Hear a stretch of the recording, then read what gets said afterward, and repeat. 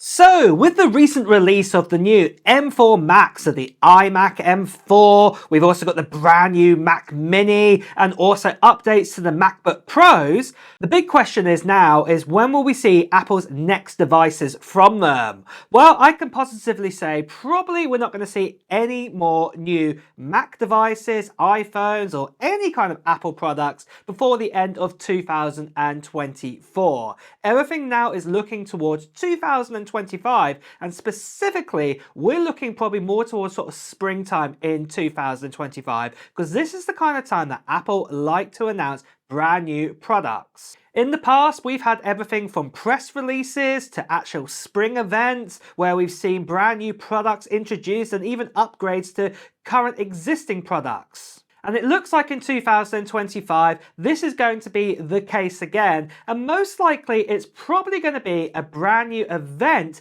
because obviously with the new M4 Max, we didn't actually have an event there. And also in springtime, we're expecting a new product. Well, it's a whole new design. And I'm sure that Apple are probably wanting to make a special event for this. And this device, what we're going to see in springtime, well, the first device we're most likely going to see is the new iPhone SE. Now, we've had loads of leaks and rumors coming in. The iPhone SE is going to get a new design based off the iPhone 14, as you can see in these CAD renders here, except for one of the big major changes. Obviously, it's just going to be one wide camera on the rear. But the good news is most likely this is going to be a 48 megapixel camera. We're also probably going to get the notch as well. We're probably not going to get dynamic island with this, but one of the big highlights we're going to get is obviously this new iPhone SE will be USB-C and also have Apple Intelligence and most likely have the latest and greatest A18 inside of it.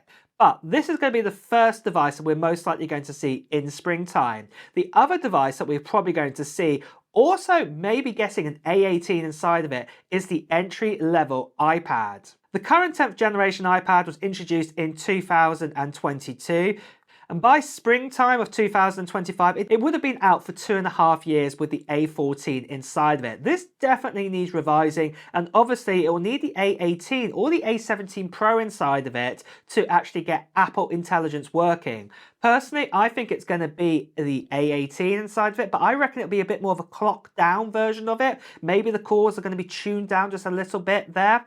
But the main thing is that you will get Apple Intelligence 8 gigabytes of RAM inside of this device, but probably we won't get any other new design or any other sort of changes. They'll probably keep the USB-C speed exactly the same. The screen will be the same. Literally the only major change inside of this iPad will be the upgrade to an A18 and getting Apple Intelligence inside of this device too. One thing though, what I do also think that may happen with this is that Apple may retain selling the 10th generation iPad and keeping that $350, but they will probably introduce this new iPad at say $450 potentially with the A18 inside of it. And remember, Apple have done this in the past when they actually introduced the 10th gen iPad. They were still selling the 9th gen too. And I think this is what Apple are going to do. They're going to give you the choice that you can have an iPad for $350 or you can have a more expensive base iPad with Apple Intelligence for $100 more, and obviously the extra RAM and extra power and things like that. Personally, this is what I think Apple are going to be playing with here. And then there's another device out there that has the A18 Pro inside of it, and that is the iPhone 16 Pro Max like I've got right here. And in fact, guys, I'm giving this away to one lucky subscriber on this channel at the end of December time, just before Christmas. And you can still enter in to the giveaway for this iPhone 16 Pro Max right now. All you have to do is just put down into the comments below of what technology gear you're planning to still get in 2024 or even into 2025. This can be Apple related or it doesn't have to be. So for example, what you can do is that you can actually put down say a PS5 Pro if you're hoping to get that, or maybe the Switch 2 early next year, or maybe it is an Apple device like the latest M4 MacBook Pros or Mac Mini or anything like that.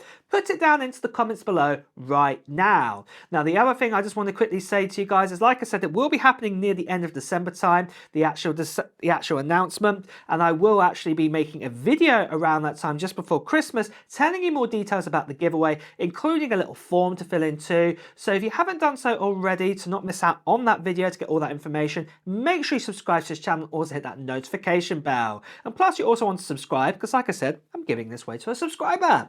The other last thing I just want to quickly say is, sadly there are still lots of scammers and spammers out there, people still impersonating me to, telling you to WhatsApp, to Telegram, even to Instagram, you know, direct message. Please do ignore these people, or better still, you can see right here, please do report them. So moving on then, what other devices will we see in springtime? Well, there's one what's definitely going to happen, and there's one more what could be a potential what might even move into the summertime. Let me explain.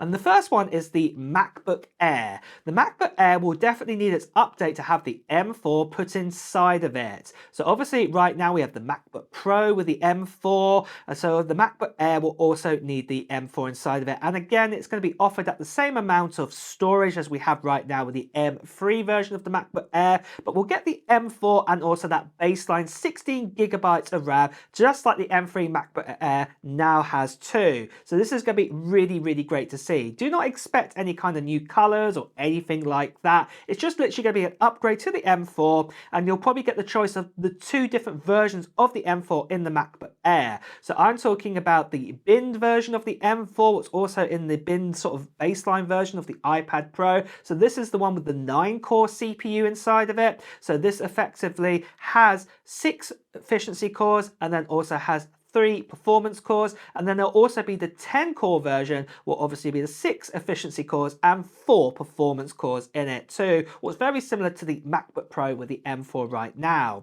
Like I said, storage will probably still start at 256 gigabytes, and obviously they will still have the same designs for both the 13 and the 15-inch. Nothing else will probably change, and even the prices will stay the same. And most likely, Apple will completely ditch the M2 MacBook Air and replace the M3 MacBook Air in its place to be the lower spec for $100 less with that, if you do want to buy that option instead.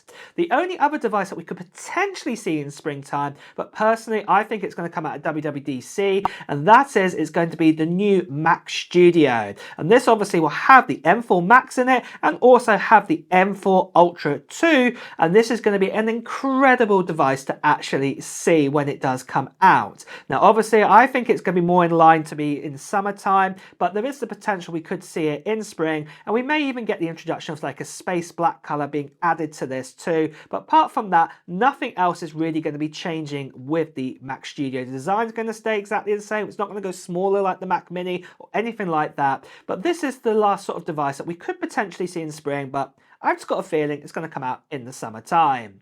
But with that then guys, these are the latest and greatest new devices that are going to come out in spring. Are you excited for them? Are you going to be waiting around for any of them? Let me know in the comments below. And also guys, it's time to wrap up this video too, so if you have enjoyed watching it, please do press the like button. Also, if you want to hear the latest Apple news, reviews and comparison, make sure you subscribe to this channel and also hit that notification bell. Until next time guys, I'll see you really soon. Take care.